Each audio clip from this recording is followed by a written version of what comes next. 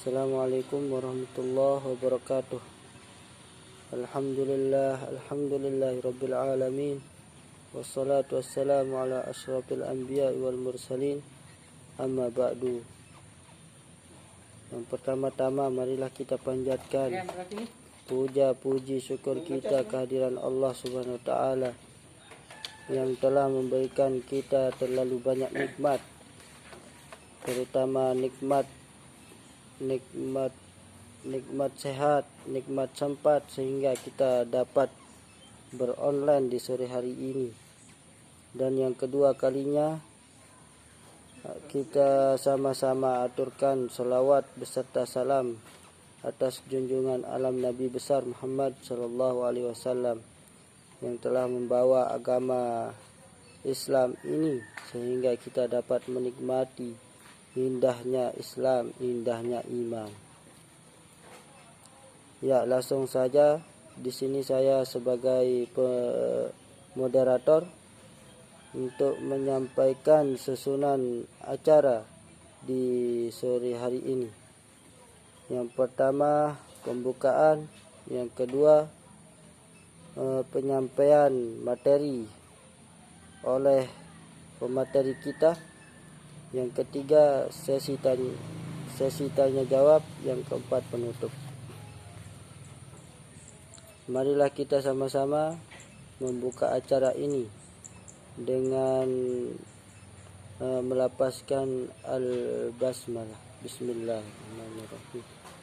Ya, langsung saja kepada semua pemateri untuk membawakan materi-materi yang sudah dibagi di kelompok kita. Ya, sekian pada semua pemateri, dipersilahkan.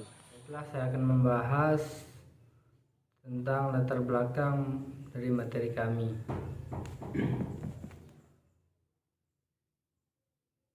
Pengertian filsafat merupakan suatu ilmu pengetahuan yang menggunakan logika, metode, serta juga sistem dalam mengaji masalah umum serta mendasar tentang segala macam persoalan seperti misalnya pengetahuan akal pikiran, eksistensi, serta juga bahasa.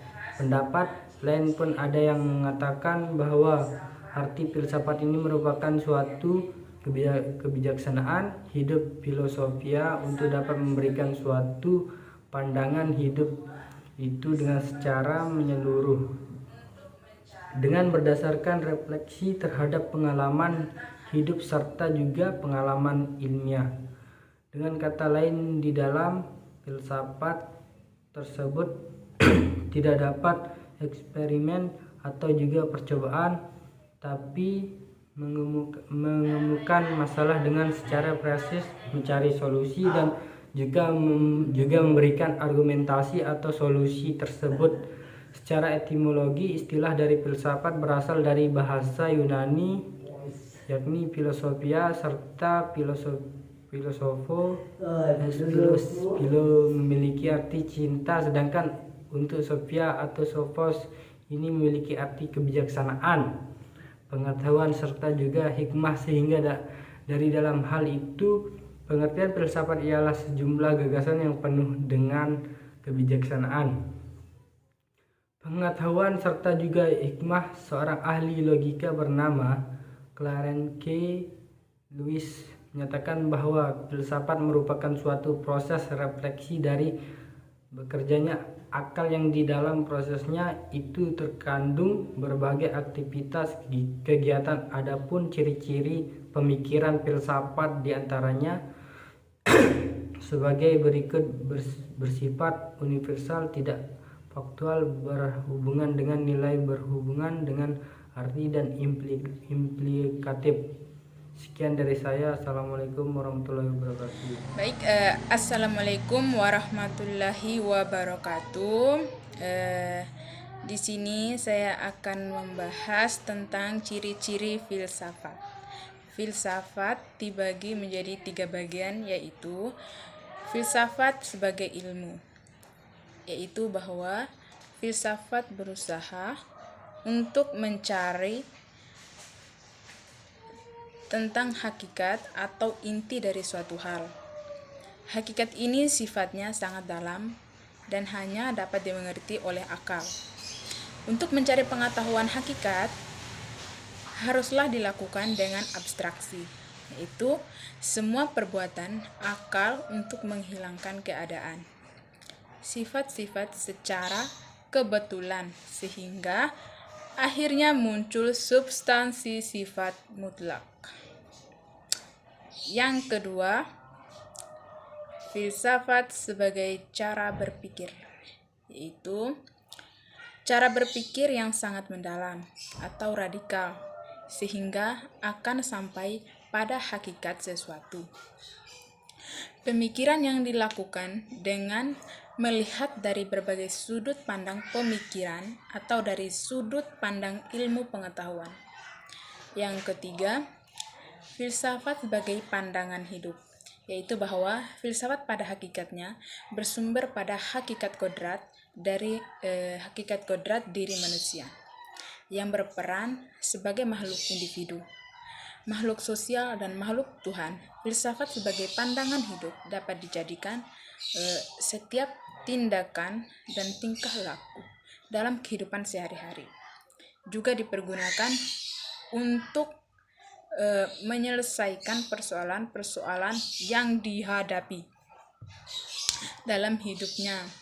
Sikap dan cara hidup tersebut akan muncul apabila manusia sanggup memikirkan dirinya sendiri secara utuh, total, dan menyeluruh. Pengkajian manusia secara total dan menyeluruh ini telah melahirkan bermacam-macam filsafat yang dijadikan pandangan hidup manusia itu sendiri. Mungkin itu saja yang dapat saya sampaikan. Kurang dan lebihnya saya mohon. Baiklah, saya akan menyampaikan materi saya, yaitu ciri-ciri filsafat. Seorang ahli logis bernama Clarence menyatakan bahwa filsafat merupakan suatu proses refleksi dari bekerjanya akal, yang di dalam prosesnya itu terkandung berbagai aktivitas atau kegiatan. Adapun ciri-ciri pemikiran filsafat antara lain: yang pertama, bersifat universal. Pemikiran filsafat cenderung memiliki sifat universal atau umum, serta tidak bersangkutan atau memiliki kaitan dengan objek-objek khusus, misalnya seperti pemikiran mengenai manusia, keadilan, kebebasan, serta lainnya.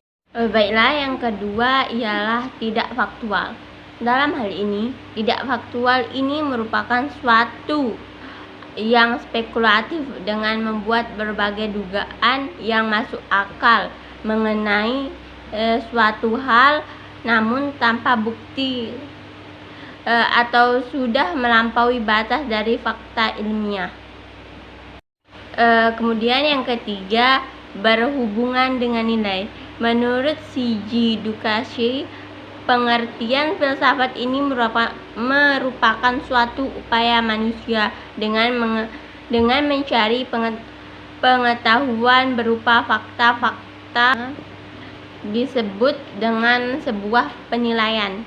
Dalam hal tersebut, penilaian yang dimaksud ialah suatu yang baik serta buruk, susila dan juga asusila, yang mana pada akhirnya filsafat tersebut menjadi suatu usaha untuk dapat mempertahankan nilai-nilai. Yang keempat, berhubungan dengan arti. Mengacu pada poin ketiga, sesuatu yang mempunyai nilai pastinya memiliki arti. Itulah sebabnya para filsuf tersebut menciptakan berbagai kalimat yang logis serta menggunakan bahasa yang tepat atau ilmiah agar ide-idenya itu syarat dengan arti. Yang kelima atau yang terakhir, implikatif.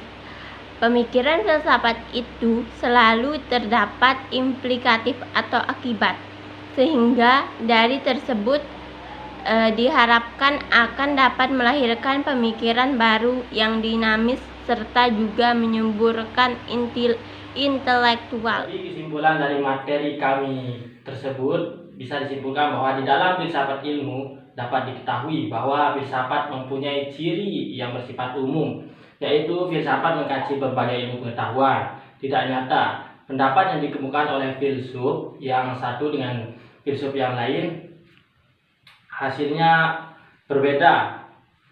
Menurut filsuf satu dan yang lain berbeda, maka hasil pemikiran yang dapat dijadikan dasar untuk pembahasan selanjutnya dan sistematis. Setelah permasalahan yang dikaji ditemukan hasilnya, akan selalu timbul permasalahan baru yang timbulnya secara berurutan. Sekian, inilah yang dapat kami simpulkan. Terima kasih kepada semua pemateri. Ya, yang terakhir acara adalah penutup. Mari kita sama-sama tutup presentasi ini dengan membaca Alhamdulillah, Alhamdulillah. Sekian dari kami. Assalamualaikum warahmatullahi wabarakatuh.